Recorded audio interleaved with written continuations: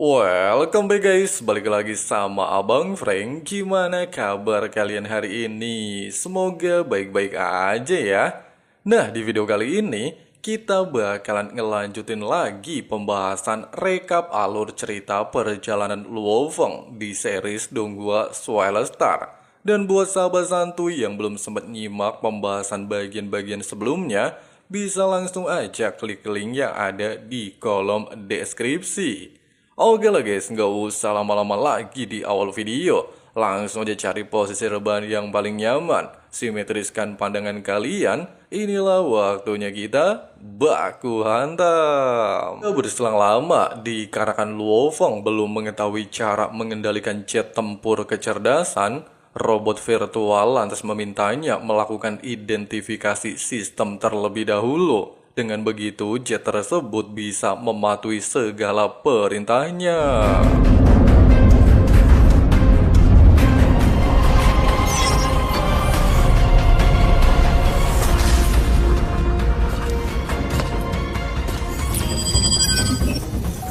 Setelah menyelesaikan identifikasi, serta menamai jet tempurnya dengan sebutan kecerdasan nomor 1, Luo Feng lantas bertujuan mempelajari buku panduan master spiritual tingkat dasar di ruang virtual, sehingga dia bergegas tancap gas menuju camp pelatihan elit.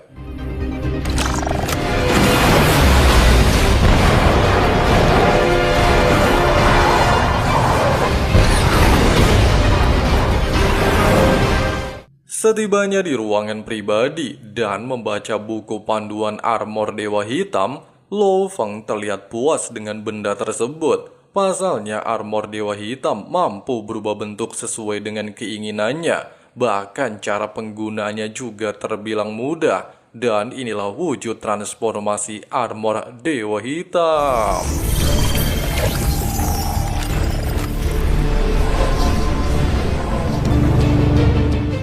Keesokan harinya, demi mendapatkan gelar Dewa Perang, Luo Feng terlihat menuju hutan belantara untuk mengonfirmasi tingkat pelatihannya, serta mencoba senjata Heaven Forbid Shuttle, sehingga dia langsung memburu seekor monster naga komodo tingkat raja. Di awal perburuan, Luo Feng sangat kesulitan menghadapi serangan jarak dekat, bahkan membuatnya berada dalam posisi tidak menguntungkan. Tapi untungnya saja berkat senjata Heaven Forbid Shuttle, Abang Codet berhasil memblokir teknik laser naga komodo.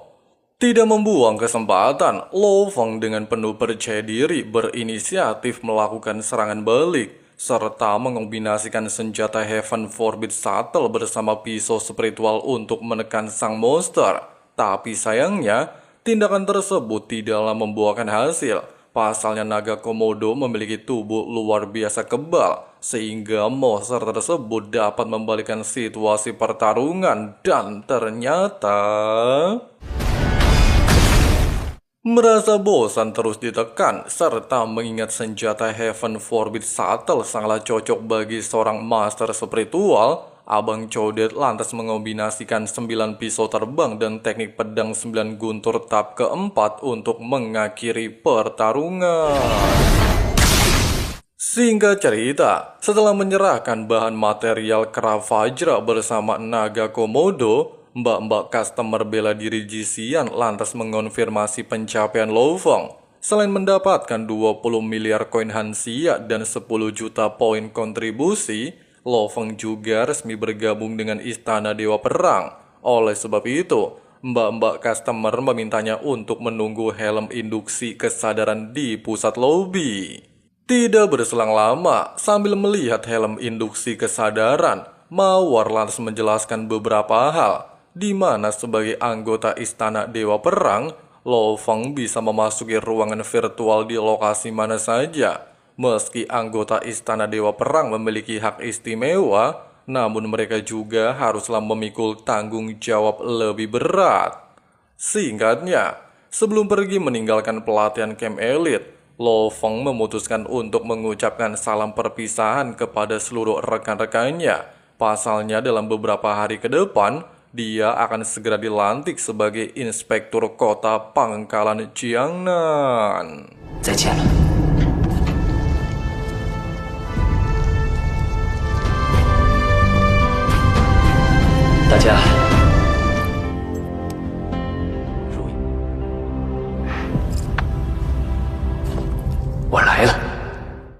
Di sisi lain, ketika tim Palu Api sedang berlatih di ruangan pelatihan, mereka tiba-tiba dikejutkan oleh laporan siaran stasiun televisi yang menyampaikan kabar bahagia, di mana seorang murid berbakat Aula Bela Diri Jisian bernama Lo Feng akan diangkat menjadi inspektur baru di kota Pangkalan Jiangnan. Di saat kabar tersebut membuat Ahui bersama tim Palu Api kegirangan, Zhang Haobei justru kena mental setelah menyaksikan siaran televisi. Sementara itu, di saat Sugeng terlihat meminta Susin untuk pergi menemui Sun Chao, bahkan membanding-bandingkannya sama Lo Feng, dan berniat menjodohkan Susin dengan pria tersebut demi kepentingan keluarga, Sugeng langsung ketar-ketir melihat kabar tentang Lo Feng. Pasalnya sang MC akan segera dilantik menjadi inspektur kota Pangkalan Jiangnan. Bahkan dia tiba-tiba saja mengurungkan niatnya dan justru merestui hubungan Susin dan Luo Feng. Waduh, haus akan jabatan dan kekayaan ya guys ya. Beberapa saat kemudian, ketika kedua orang tua Lo Feng kebingungan dengan acara sambutan yang diadakan Aula Bela Diri Hanxia untuk putranya, pengawas Wu lantas mengatakan, Lo Feng saat ini sudah menjadi inspektur baru dan memiliki otoritas tertinggi di kota Pangkalan. Di tengah-tengah percakapan tersebut, Lo Feng akhirnya tiba di pusat Aula Bela Diri Hanxia, sehingga para anggota dan semua pengawal langsung memberikan ucapan selamat atas pencapaian Abang Codet. Namun dengan sikap rendah hati Lo Feng, dia justru menganggap semua pencapaiannya berkat kerjasama seluruh instruktur selama ini. Terlebih lagi, tanpa adanya dukungan mereka semua, besar kemungkinan dia tidaklah akan pernah bisa mencapai titik seperti ini. Nah, dikarenakan Lo Feng telah menjabat sebagai pemimpin, pengawas Wu segera memberikan amanah kepadanya untuk selalu melindungi seluruh masyarakat penduduk kota Pangkalan Jiangnan. Malam harinya, Lo Feng terlihat melakukan tugas menjadi seorang pemimpin dan mengecek semua laporan. Bahkan menyadari email adalah bagian penting sebagai sarana komunikasi antar negara, Lo Feng lantas memutuskan untuk menggunakan email tersebut demi menemukan beberapa penduduk Jiangnan yang menghilang di zaman Nirvana. Singkatnya, setelah masalah kota Pangkalan teratasi, Abang Codet lantas menggunakan helm kesadaran untuk memasuki alam virtual yang merupakan tempat nongkrong dewa perang di seluruh penjuru dunia. 欢迎你，罗峰战神。 Setibanya di istana dewa perang, wanita robot virtual terlihat menjelaskan beberapa aturan di tempat ini. Selain terdapat berbagai macam buku panduan master spiritual tingkat dasar hingga menengah, Lo Feng juga bisa mempelajari buku tersebut berulang kali, sehingga Lo Feng meminta sang robot untuk memperjelas buku panduan master spiritual.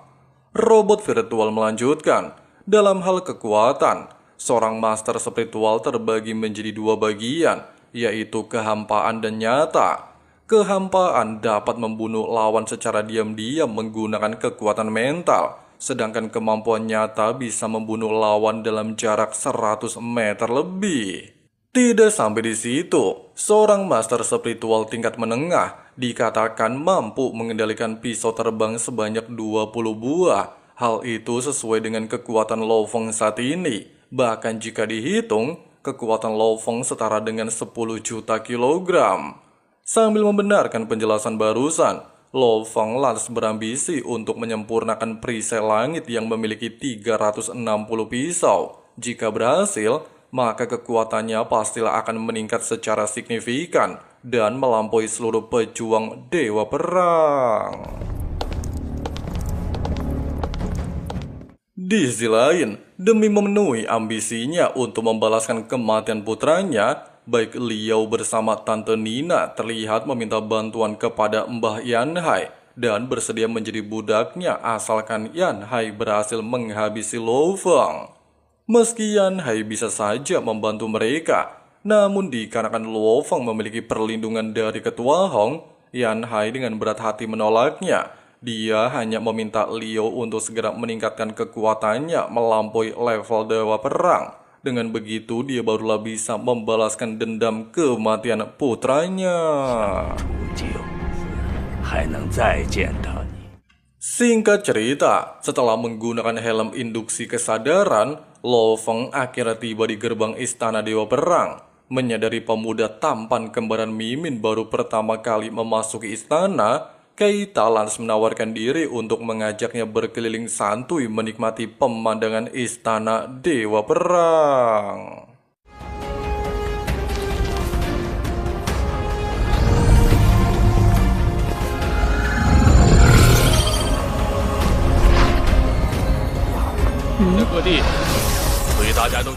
Di tengah-tengah perjalanan untuk memenuhi janji sebelumnya, Keita secara mengejutkan terlihat memberikan sambutan hangat kepada Lo Feng sebagai anggota baru nomor 3516, sehingga membuat namanya langsung dikenal di berbagai kalangan tongkrongan dan bersorak gemuruh atas pencapaian Lo Feng. Tidak berselang lama, ngelihat sang MC berada tidak jauh dari lokasinya, pengawas Tiang lantas menghampirinya serta membawa Luo Feng ke salah satu kafe untuk ngopi santuy. Tanpa basa-basi, Luo Feng segera bertanya, apakah air kehidupan dilelang hari ini? Pengawas yang bilang semua barang setiap bulan akan dilelang, dan untuk mendapatkan air kehidupan, Luo Feng haruslah merogoh uang sekitar 20 miliar hansia. Meski harga lelang cukup fantastis, namun Luo Feng tidak memperdulikan hal tersebut dengan alasan jika dia bisa membawa air kehidupan, maka Luo Huo akan sembuh total dari lumpuh. Oleh sebab itu, Luo Feng meminta pengawas yang untuk mengantarkannya ke acara lelang. 要开始了。 Singkatnya, setelah pelelangan resmi dimulai, seorang wanita pembawa acara lantas mengumumkan barang selanjutnya adalah satu air kehidupan, dibuka dengan harga 10 miliar dolar hansia. Walaupun beberapa pejuang mencoba untuk menawarnya dengan harga tertinggi 11,5 miliar dolar hansia, tapi Lo Feng segera memberikan penawaran sebanyak 12 miliar, sehingga membuatnya jadi pusat perhatian. Bahkan Tante Venina sendiri berniat untuk memberikan harga lebih tinggi dari sang MC.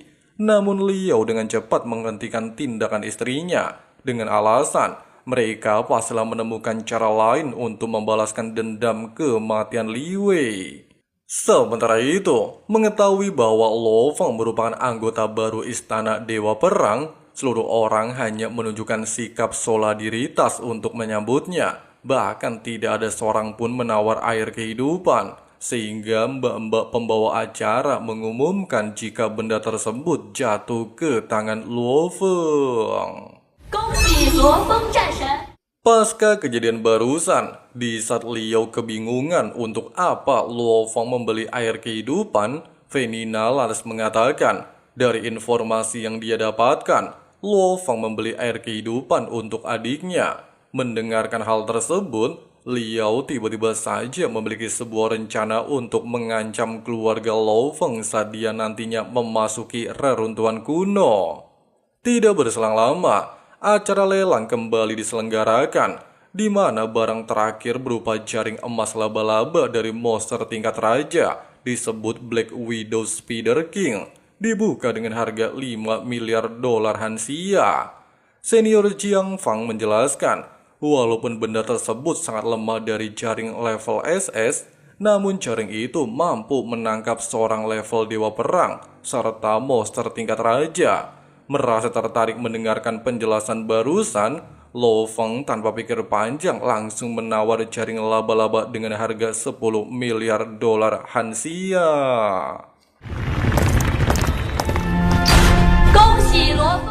Sebelum pergi meninggalkan ruangan istana Dewa Perang, Abang Code dihampiri oleh seorang kepala distrik ke-11 Amerika bernama Aurora, sekaligus pemilik air kehidupan. Bahkan menyadari masih membutuhkan satu air kehidupan, Lo Feng tanpa basa-basi memesan kepada Aurora, bahkan bersedia membayar sekitar 200 miliar dolar hansia.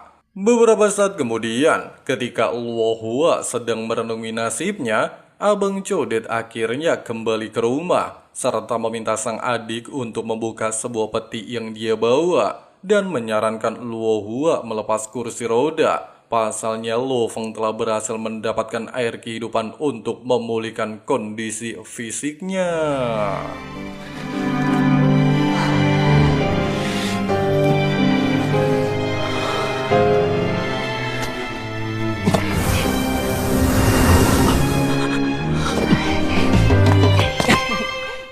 Keesokan harinya, Lo Feng menyempatkan diri berlatih buku catatan master spiritual. Bahkan hanya membutuhkan waktu singkat, Lo Feng mampu merasakan kekuatannya telah meningkat pesat. Oleh sebab itu, Lo Feng bertujuan untuk mencoba jaring emas laba-laba miliknya. Meski kekuatan jaring itu belum bisa menangkap Liao, namun jaring tersebut masihlah cukup berguna.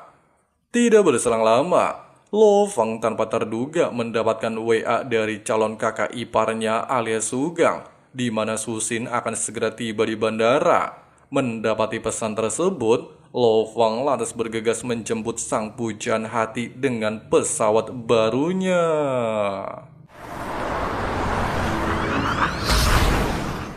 Tidak berselang lama, ketika Lo Feng dan Mbak Susin lagi asik melepaskan rindu, seorang pemuda bernama Sun Chao tiba di lokasi tersebut dan memperkenalkan diri, serta menyombongkan dirinya kalau dia pengen memberikan hadiah mobil keluaran terbaru untuk Susin. Oleh sebab itu, Sun Chao memperingatkan Lo Feng untuk menjauhi Susin. Di tengah-tengah percakapan, Sugang tiba-tiba saja menghampiri Lo Feng, bahkan berlagak so akrab dengannya, sehingga membuat Susin kebingungan. Pasalnya selama ini diketahui, Sugang sangat membenci Abang Codet. Tapi kenapa tiba-tiba berubah pikiran dan merestui hubungan mereka berdua? Tanpa basa-basi, Sugang lantas menjelaskan kepada Sun Chao, di mana Lo Feng adalah seorang inspektur jenius di kota Pangkalan Jiangnan, bahkan menjadi seorang anggota Istana Dewa Perang. Mendengarkan penjelasan barusan, jelas aja bikin Sun Chao kena mental. Bahkan Luo Feng langsung menunjukkan pesawat tempur miliknya.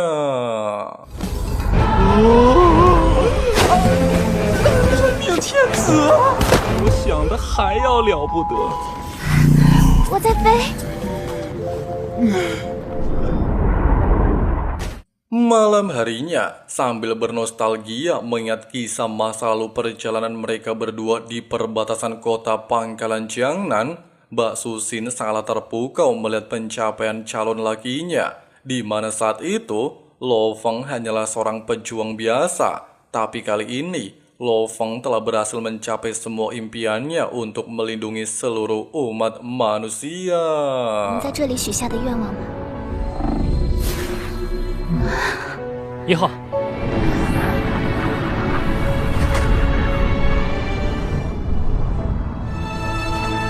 我等你。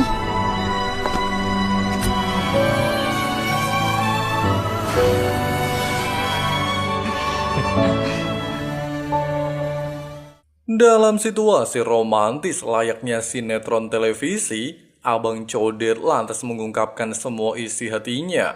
Meski dia telah mencapai semua impian, hanya saja dia belumlah mendapatkan kepastian dari Susin, sehingga Lo Feng memberanikan diri untuk meminta Susin menjadi pacarnya. Meski sempat terkejut mendengarkan hal itu, namun Mbak Susin tidaklah menolaknya dan menerima Lo Feng menjadi kekasihnya. Waduh, yang jomblo nggak boleh iri ya guys ya.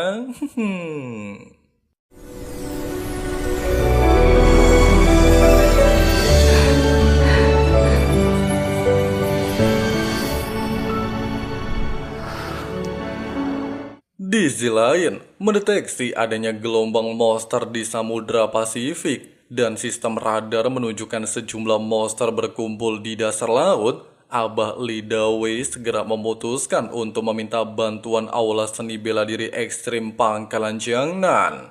Sementara itu, di saat Lo Feng baru saja menyelesaikan pelatihan, Senior Zhuge lantas memberitahunya mengenai kehadiran Abah Li di ruangan rapat. Mendengarkan hal itu, Lo Feng bergegas menuju ruangan.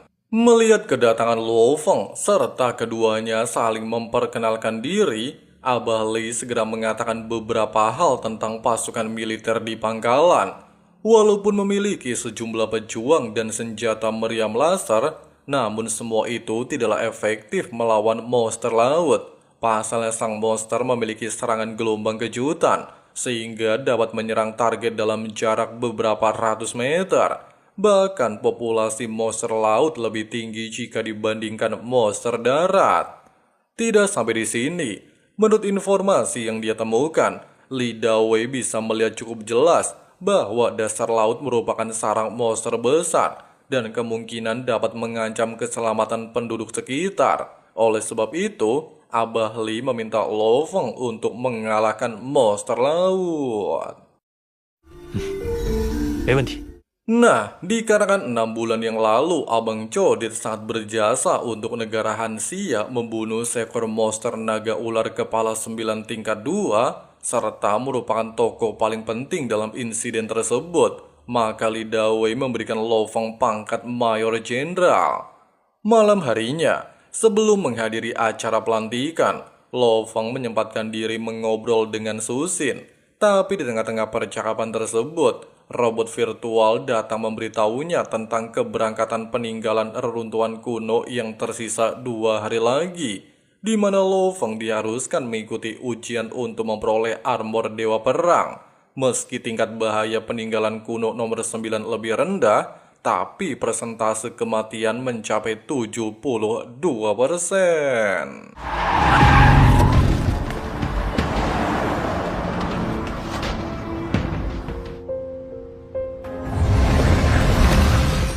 Singkat cerita, setelah para tamu undangan berkumpul di acara pelantikan Mayor Jenderal, Abah Li segera memperkenalkan Lo Feng kepada tamu spesial malam ini. Selain ada Jiai, ketua tim Gunung Huang melampaui Dewa Perang, ada juga seorang pejuang bernama Liu Yan Divisi 9 Departemen Khusus Nasional dan Wali Kota Pangkalan Jiangnan Yezong. Namun di waktu yang sama, Jenderal tiba-tiba saja mendapatkan informasi bahwa situasi pangkalan dalam bahaya, serta para monster laut menyerang perbatasan militer, dan kemungkinan tingkat bahaya serangan berada di level 1. Oleh sebab itu, Li Dawei meminta seluruh pejuang untuk membantu pangkalan militer. 其他人跟我走。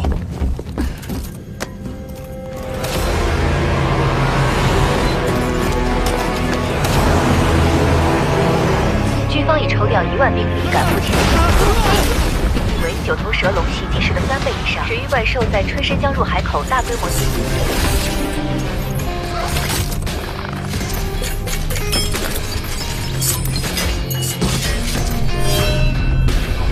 舱门开启。 Sesampainya di lokasi, melihat senjata meriam laser tidaklah berguna menyerang para monster laut. Bahkan dalam jarak 200 meter ada 1000 ekor kura-kura yang memiliki pertahanan cukup kuat. Li Dawei beranggapan hal ini pastilah diakibatkan oleh Raja Monster yang berada di dasar laut. Oleh sebab itu, si Abah lantas menyarankan Lo Feng bersama pejuang lain untuk segera menghentikan aksi tersebut. Jika terlambat, pasukan militer pasti akan tewas. Mendengarkan saran barusan, Lo Feng dengan cepat bergegas menuju ke dasar laut, serta menggunakan energi spiritual untuk melihat keadaan sekitar. Namun siapa sangka hal mengejutkan benar-benar terjadi. Raja Monster ternyata muncul di hadapan Lo Feng.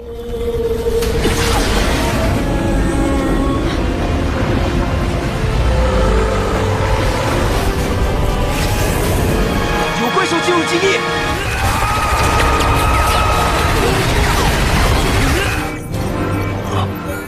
Melihat pergerakan sang monster, Lo Feng dapat merasakan jika sang monster berada di tingkat raja, sehingga dia segera melakukan segala cara untuk menyerang monster dalam jarak dekat. Meski Lo Feng telah mengombinasikan berbagai senjata andalan, tapi sayangnya tindakannya percuma saja. Pasalnya Raja Monster memiliki pertahanan tubuh lebih tinggi daripada monster biasa. Tepat di momen ini, ketika Lo Feng berada dalam posisi terdesak, bahkan tidak memiliki harapan untuk memenangkan duel, dia lantas dengan pintar menggunakan kemampuan mental untuk menarik salah satu benda menyerang balik sang monster. 还远未结束，看来罗峰成功了。 Alhasil, setelah mengusir mundur pasukan monster laut, Abah Li telah menghampiri Lo Feng serta mengucapkan terima kasih kepadanya, di mana berkat aksi jagoan kalian, mereka berhasil mengurangi kerugian yang ditimbulkan. Bahkan dia beranggapan, monster laut yang mereka hadapi saat ini hanyalah sebagian kecil dari populasi di seluruh wilayah laut. Keesokan harinya, sebelum Lo Feng melanjutkan perjalanan mengikuti ujian peradaban kuno nomor 9, Senior Zhou mengatakan, berdasarkan semua data yang dikumpulkan, seseorang yang memasuki peninggalan peradaban kuno memiliki tantangan bahaya yang berbeda sesuai dengan kekuatan. Bahkan persentase keberhasilan memasuki reruntuhan peradaban kuno sangat kecil. Meskipun hal ini terdengar menyeramkan, hanya saja untuk mengejar impiannya selama ini dan melindungi seluruh umat manusia di bumi, Lo Feng tetap bertekad untuk memasuki peninggalan kuno nomor 9. Sebelum para peserta OTW mengikuti ujian peradaban kuno, Ketua Hong menjelaskan, pusat global terbuat dari elemen pesawat luar angkasa. Meski pertahanannya sudah rusak, namun seluruh bagian bangunan melebihi bangunan yang ada di bumi. Bahkan dikarenakan banyak reruntuhan kuno yang masih belum bisa dikunjungi, maka sudah menandakan kalau bumi pernah dikunjungi oleh peradaban lain alias alien. Dengan adanya fakta tersebut, Hong lantas beranggapan kekuatan para pejuang bumi hanyalah tingkat dasar. Bahkan dirinya sebagai orang nomor 1 sekalipun tidak mungkin sanggup melawan kekuatan yang berada di luar angkasa. Oleh sebab itu, jika para peserta ingin mengejar batas kekuatan, Hong meminta mereka menjadi pejuang terkuat di bumi. Singkatnya, setelah memberikan arahan, Hong lantas meminta pengawal khusus bernama Yarou untuk menuntun para peserta selama perjalanan ke area peradaban kuno. Sambil menggunakan pesawat yang disediakan oleh Aula Bela Diri Ekstrim, Yarou menjelaskan, selain terletak di pedalaman hutan Amazon, tingkat ujian yang akan mereka hadapi sangatlah berbeda, di mana seorang master spiritual melewati jalur B, sedangkan pejuang umum akan mengikuti jalur tipe A. Dikarenakan ujiannya cukup sulit, para peserta akan mendapatkan hadiah armor Dewa Hitam. Bahkan pusat global akan memberikan hadiah berdasarkan poin. Namun konsekuensinya mereka bisa saja koit atau cacat seumur hidup. Yarou melanjutkan, setelah memasuki peninggalan peradaban kuno, aplikasi di ruangan tersebut secara otomatis diterjemahkan oleh sistem arloji yang mereka gunakan, sehingga bisa mempermudah dan membantu mereka nantinya.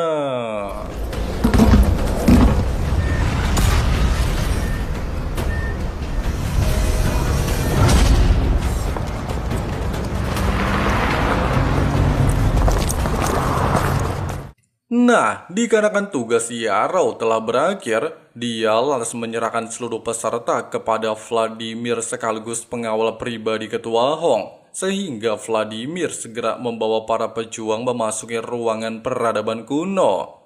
Sambil mengingat pesan yang diberikan Hong, serta mereka juga haruslah memiliki tekad yang kuat untuk mengejar batasan hidup, Lo Feng segera membulatkan tekad untuk maju sebagai orang pertama memimpin seluruh peserta memasuki ruangan ujian. Baru saja berada di tempat ini, Lo Feng kembali dikejutkan dengan sebuah tali kristal yang menyelimuti bagian tubuh, di mana hal ini ternyata hanya untuk mengecek kekuatan peserta ujian dan mengatur jalur sesuai dengan kemampuan masing-masing. Di waktu yang sama, menurut sistem arloji, Lo Feng diharuskan memasuki jalur elit. Bahkan area tersebut dikatakan baru pertama kali dibuka setelah 5.000 tahun berlalu. Meski tugas tersebut terdengar sangat aneh, tapi Lo Feng mencoba untuk mengesampingkannya terlebih dahulu, serta langsung tancap gas menuju lokasi tersebut.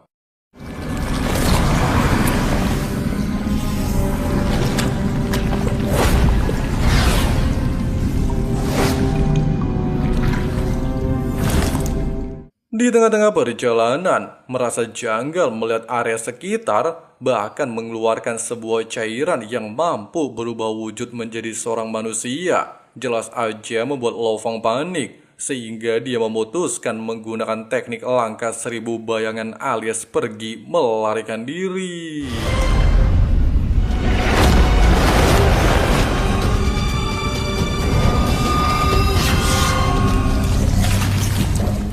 Meski dalam aksi pelarian, Abang Codet kesulitan menghadapi kepungan wujud manusia benda cair, akan tetapi berkat teknik pedang 9 guntur tahap keempat, dia berhasil membalikan situasi pertarungan dan membebaskan diri.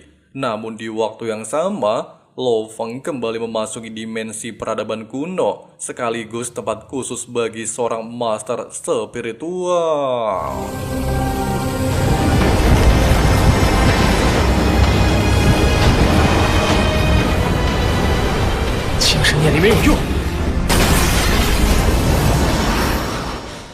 Sambil menjelajahi ruangan rahasia, Lo Feng mendengar beberapa aturan di tempat ini. Dia diharuskan bertahan selama 3 tahun. Jika tidak bisa menyelesaikan ujian, maka sistem akan menganggapnya telah koit.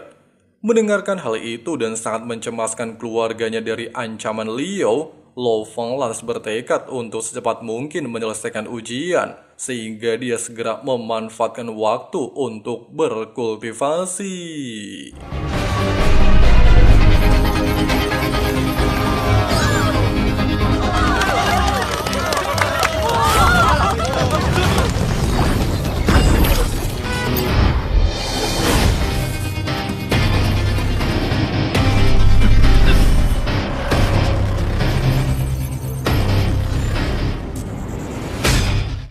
Singkat cerita, setelah beberapa bulan berlalu, melihat Lo Feng bersama rekan-rekan lain masih berada di dalam ruang rahasia, Yarao langsung mendatangi Hong untuk meminta pendapatnya.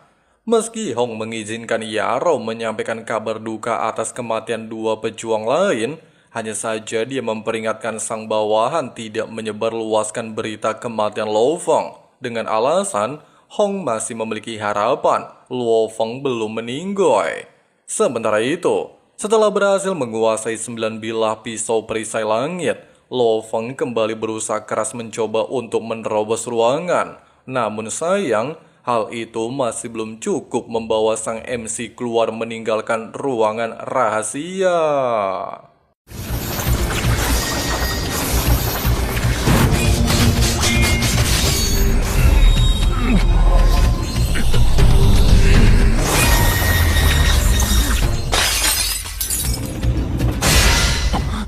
Beberapa saat kemudian, di saat emak Lo Feng mendapatkan firasat buruk tentang putranya, senior Zhao bersama instruktur Zuge terlihat mendatangi kediaman Lo Feng, di mana mereka hanya menjalankan tugas untuk menyampaikan informasi bahwa putranya sudah meninggal. Meski hal itu mengejutkan sang mami, bahkan membuatnya terpukul, tetapi senior Zhao mencoba untuk menenangkan suasana. Pasalnya semua itu hanyalah sebuah prediksi yang belum diketahui kepastiannya.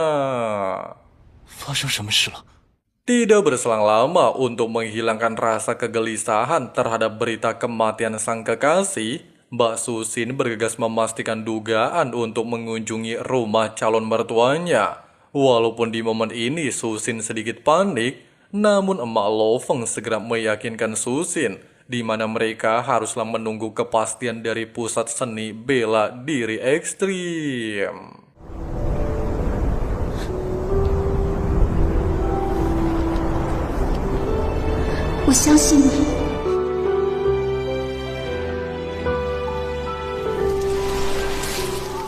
Di sisi lain, meski Lo Feng berhasil menguasai 14 pisau terbang dalam waktu 1 tahun, serta memiliki daya serangan 7 juta kilogram setiap pisau, bahkan mampu menghadapi seorang pejuang tingkat dewa perang.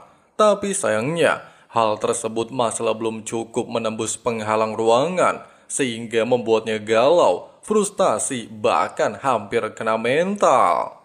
Sementara itu, dikarenakan Hong bersama 5 instruktur bela diri tidak bisa menemukan titik terang mengenai kondisi Lo Feng, maka para instruktur menyarankan Hong untuk mengonfirmasi kematian Lo Feng. Meski hal itu cukup berat, hanya saja Hong dengan berat hati menyetujui saran tersebut dan langsung menyebarluaskan berita kematian Lo Feng ke seluruh kota pangkalan Jiangnan.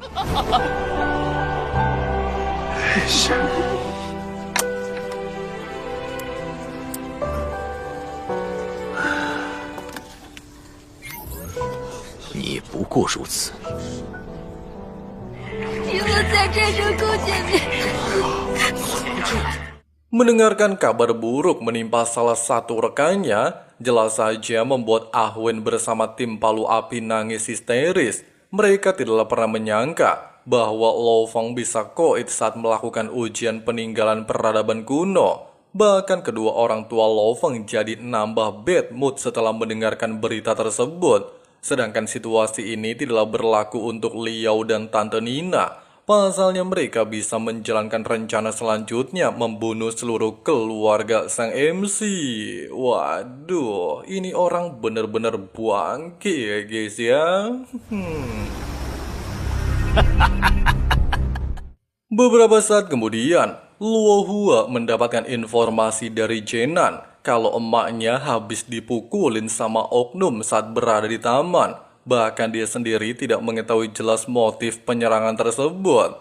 Mendengarkan hal itu, Luo Hua menyimpulkan bahwa semua itu pastilah ulah Liao, sehingga dia segera menghubungi salah satu bank terbesar negara Hanxia, serta menjual teratai hitam peninggalan Lo Feng dan ditukar dengan saham. Singkat cerita, setelah berada di ruangan rahasia selama 1 tahun 3 bulan, Lo Feng akhirnya berhasil menguasai 16 pisau terbang, serta membuatnya berhasil meloloskan diri. Namun ketika dia baru saja tiba di lobi, Lo Feng dikejutkan dengan sebuah energi yang berubah menjadi manusia dan ternyata...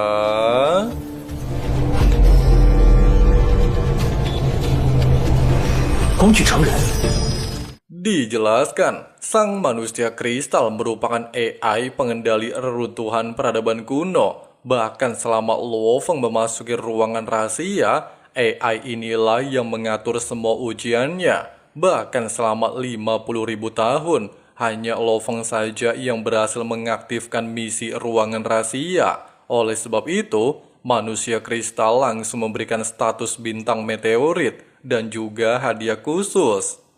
Diceritakan, bintang Yunmo adalah tempat misterius di alam semesta yang diciptakan untuk memilih seorang pejuang elit. Namun seiring berjalannya waktu, manusia kristal sudah tidak lagi bisa menghubungi planet Yunmo, sehingga dia beranggapan jika planet tersebut telah melupakannya atau benar-benar telah musnah.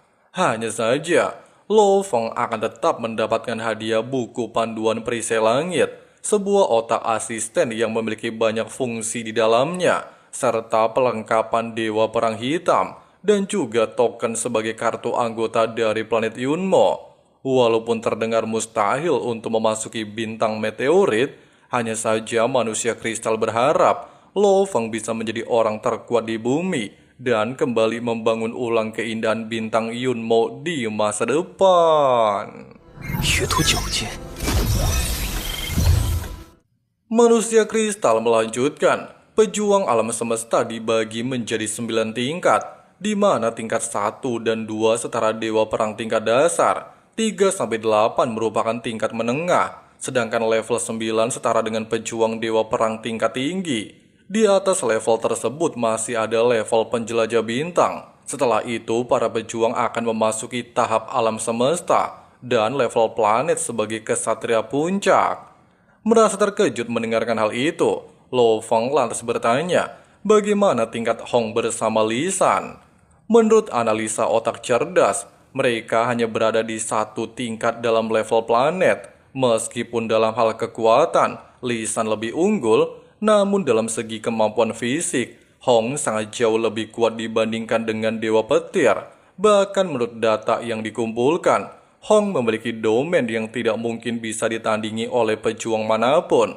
Oleh sebab itu, jika Lo Feng berhasil melewati ujian selama 1 tahun, kemungkinan besar dia akan menerobos ke level planet dalam waktu dekat. Bahkan dengan bantuan otak asisten, hal itu dapat mempermudahnya menguasai perisai langit, serta membuatnya menjadi pejuang level alam semesta. 回将，还请保密。通道已经开启。 Setelah keluar dari reruntuhan peradaban kuno, Lo Feng segera memberikan kabar jika dirinya masih hidup dan akan tiba di rumah dalam beberapa jam lagi.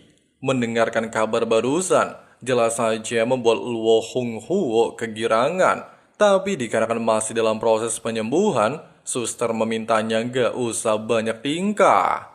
Tidak berselang lama, ketika Lo Feng hendak meninggalkan ruangan, Ketua Hong telah menjemputnya di pintu masuk, serta menanyakan bagaimana kondisinya, dan menduga apakah Lo Feng menemukan beberapa misteri di area tersebut.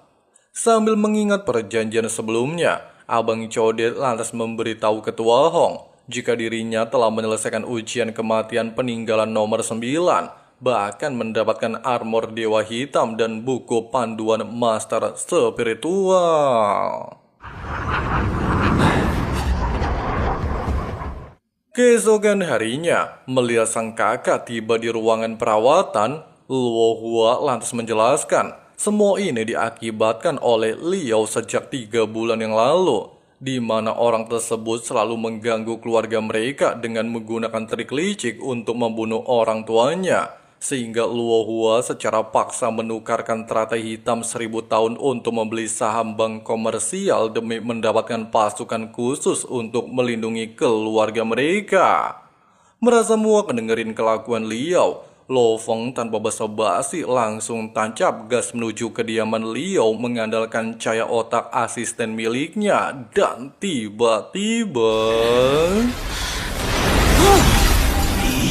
Walaupun kemunculan sang MC bikin Liao ketar-ketir, hanya saja dia tetaplah bersikeras melakukan perlawanan, sehingga perang adu jotos duel sarung tidak lagi bisa terhindarkan, bahkan memaksa Tante Nina turun tangan untuk menyelamatkan suaminya. Tapi...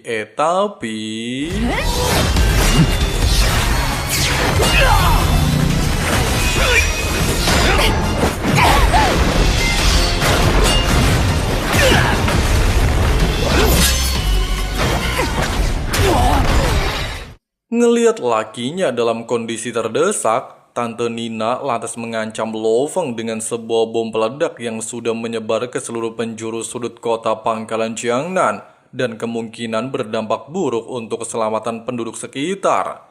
Meski dikatakan Lo Feng adalah master spiritual, hanya saja dia tidaklah bisa menyelamatkan semuanya di waktu bersamaan. Oleh sebab itu, Fenina menegaskan kepada Lo Feng untuk menghentikan menyiksa Liao.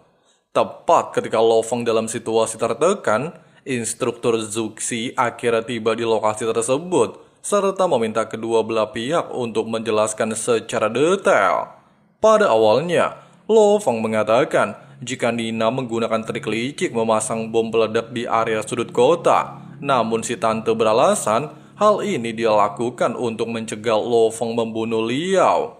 Merasa permasalahan tersebut sangatlah rumit, Zuxi memutuskan untuk membawa Liao bersama Fenina untuk melakukan pemeriksaan di biro keamanan. Sedangkan Lo Feng ditugaskan untuk mengumpulkan semua bukti mengenai penyerangan sebelumnya. 你当初是请哪个部门的人保护爸妈的？ Sebagai orang yang bertugas melindungi keluarga Lo Feng, Wei Wen langsung memberikan sebuah rekaman CCTV dari beberapa lokasi kejadian, di mana penyerangan tersebut memanglah secara sengaja dilakukan Liao bersama Fenina, sehingga Lo Feng bisa menggunakan CCTV tersebut untuk memperkuat bukti di biro jasa keamanan. Di sisi lain, melihat perkembangan Lo Feng begitu signifikan, jelas saja menarik perhatian 5 instruktur. Pasalnya dalam waktu yang cukup singkat, Lo Feng mampu menjadi seorang master spiritual puncak dewa perang. Oleh sebab itu, instruktur Zuxi mengusulkan rekan-rekannya untuk mengangkat Lo Feng sebagai instruktur jenius termuda istana dewa perang. Beberapa saat kemudian, untuk menghilangkan rasa kegelisahan di hati Mbak Susin, Lo Feng segera mengajaknya berkeliling sambil menikmati pemandangan. Tapi sayangnya, hal tersebut belumlah cukup mengobati keraguan Susin, sehingga dia meminta sang kekasih mengucapkan janji bahwa dia akan selalu memberikan kabar saat melakukan misi bahaya. 跑车。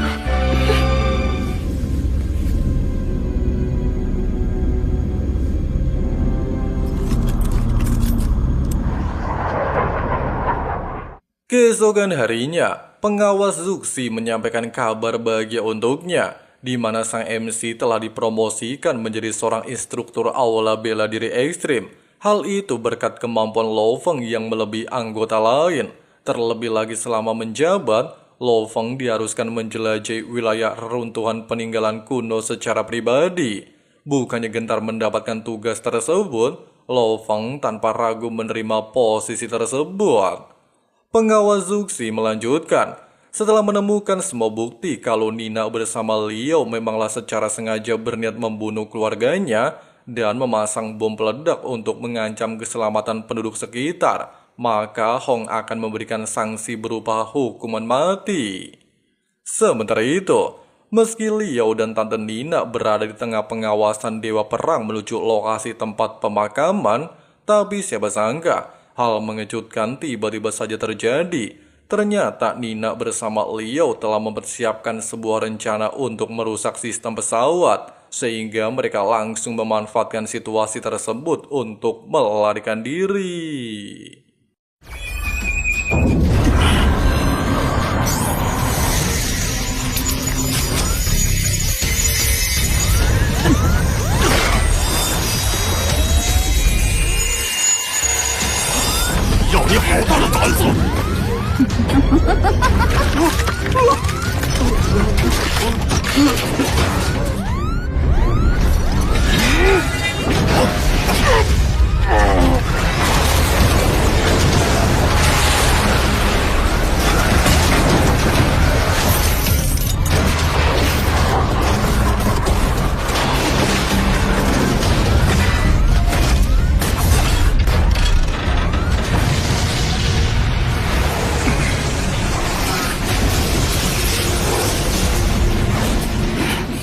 Menyadari kalau mereka berdua tidaklah memiliki peluang untuk melepaskan diri dari kepungan pasukan Biro Keamanan, Liao tanpa terduga melakukan aksi nekat membantai seluruh pasukan. Oleh sebab itu, sang pengawal langsung memanggil bala bantuan.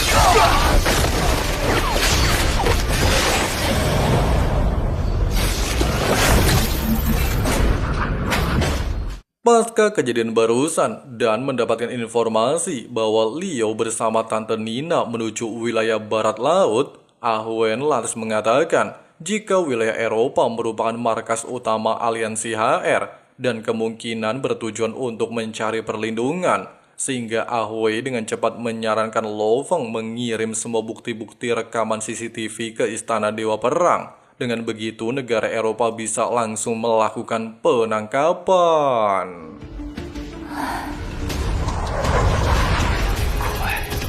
再快点，就要到了。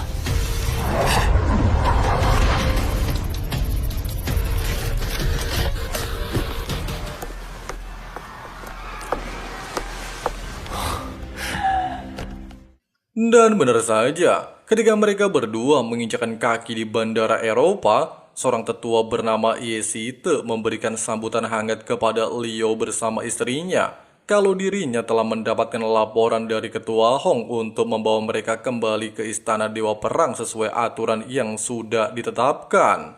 Meski Liao meminta bala bantuan Mbah Yan Hai, namun sayangnya Mbah Yan justru menolaknya dengan alasan jika tindakan Liao telah mencapai batas kewajaran, sehingga Mbah Yan Hai meminta mereka untuk patuh mengikuti aturan hukum. Sebelum acara sidang dimulai, senior Zuxi memberitahu Lo Feng jika hasil persidangan Liao bersama istrinya ditetapkan sebagai tersangka, maka proses pengadilan akan disiarkan langsung. Terlebih lagi dirinya bersama Li Meng menjadi petugas khusus untuk mewakili pusat bela diri. Di tengah-tengah percakapan tersebut, melihat kehadiran Yan Hai dan Ye Site, jelas saja menarik perhatian Lo Feng sehingga membuatnya bertanya-tanya. Instruktur Zuxi menjelaskan, kedua orang itu memiliki hubungan baik dengan Liao, sehingga dia menyarankan untuk tidak menyinggung mereka berdua.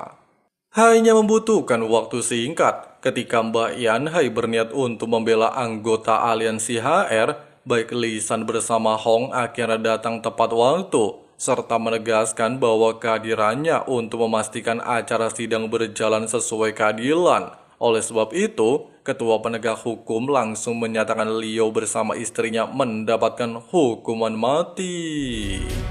宗上，维尼娜还不死心，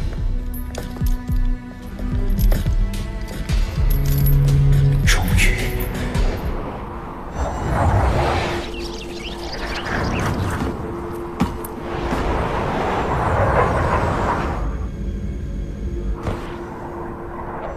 Tidak berselang lama, setelah mengantarkan pasangan suami istri ke salah satu tempat jauh dari pusat bela diri ekstrim, Zuxi pada awalnya dapat merasakan jika sifat Liao sangat aneh. Pasalnya selama perjalanan sidang, dia cuma bisa meratapi hukuman tersebut. Meskipun begitu, Li Meng langsung menyarankan Zuxi untuk santuy aja. Mereka tidaklah mungkin bertindak macam-macam di hadapan para dewa perang. Oleh sebab itu, Zuxi meminta Liao bersama Tante Nina melakukan salam perpisahan. Dan ternyata, Venina kembali menggunakan teknik terlarang pengorbanan darah untuk membantu Liao menerobos kekuatan. Sehingga dia langsung memanfaatkan situasi tersebut untuk menyerang balik dua petugas bersama anggota lain.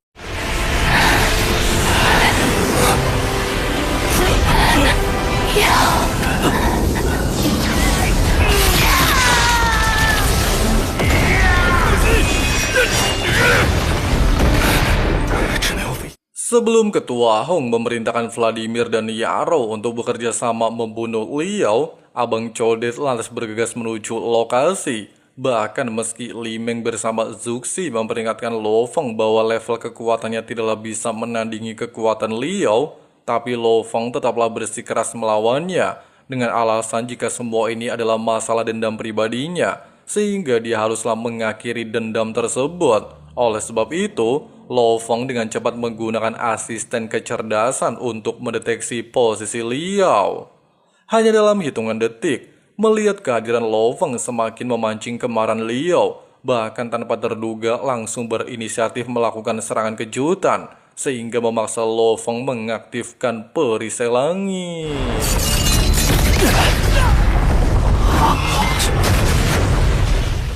Menyadari terobosan melampaui dewa perang tidaklah bisa mengalahkan Lo Feng, si bebeduk secara nekat membakar vitalitas untuk membunuh jagoan kalian. Meski dikatakan Lo Feng belumlah memahami teknologi bintang meteorit, hanya saja karena dia saat ini berada dalam posisi terdesak, Lo Feng langsung menggunakan tekniknya untuk memblokir serangan Liao dan ternyata... 这武器到底是什么？罗峰怎么可能杀死突破后的你？ Bukannya mengakui kekalahan, Liao justru melakukan aksi bundir untuk menyeret Lo Feng mati bersamanya. Melihat kejadian barusan, jelas saja membuat Yaro bersama Vladimir semakin panik, di mana kemampuan barusan secara bom nuklir, bahkan tidak ada seorang pun yang mampu bertahan hidup dalam jarak dekat.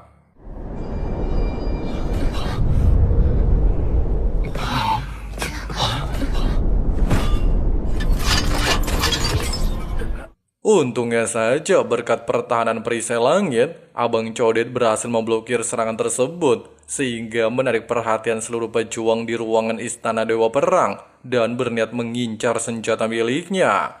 Di waktu bersamaan, Ketua Hong lantas memerintahkan 2 pengawal untuk membawa Lo Fong meninggalkan area pertempuran.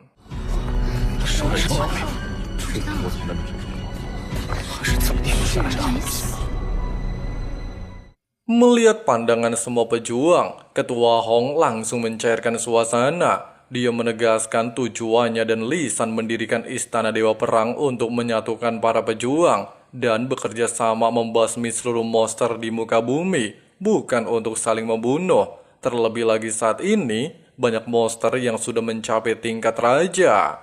Meskipun keberadaan monster luar sudah tidak bisa naik ke daratan berkat adanya mereka berdua, hanya saja Hong beranggapan jika hal tersebut masih belum cukup mengatasi serangan para monster. Oleh sebab itu, Tetua Hong menegaskan, jika ada seseorang pejuang memiliki ambisi demi kepentingan pribadi, maka dirinya gak akan segan-segan untuk menyingkirkan pejuang tersebut.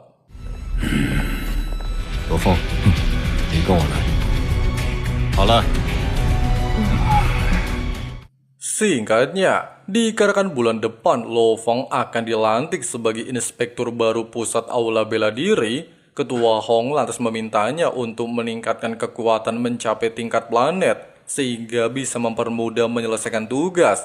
Mendengarkan saran tersebut, Lo Fong lantas menurutinya dan segera kembali memfokuskan diri berkultivasi. Di sisi lain, kita diperlihatkan dengan sebuah telur yang akan segera menetas di dasar laut, bahkan menarik perhatian seluruh monster. Tapi siapa sangka di saat telur tersebut menetas, dia secara brutal menyerang seluruh monster, sehingga menimbulkan kekacauan luar biasa hebat. Bahkan duel sengit antara monster tidak lagi bisa terhindarkan.